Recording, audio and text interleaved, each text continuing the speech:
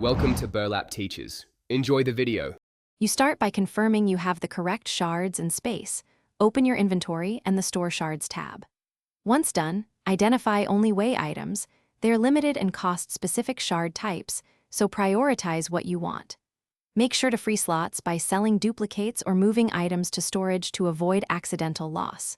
You'll act fast once an only way offer appears, so prepare shards, prioritize the best value skins or blueprints, and have the purchase button visible for immediate use. You now execute the purchase. Tap the only way item to open its detail page and verify shard type and exact cost. Once done, preview the skin or blueprint so you know what you're unlocking. If it's a bundle, confirm bonus items. Make sure to use in-game conversion only when rates are advantageous. Conversions can waste shards otherwise. After confirming, press purchase and watch the animation.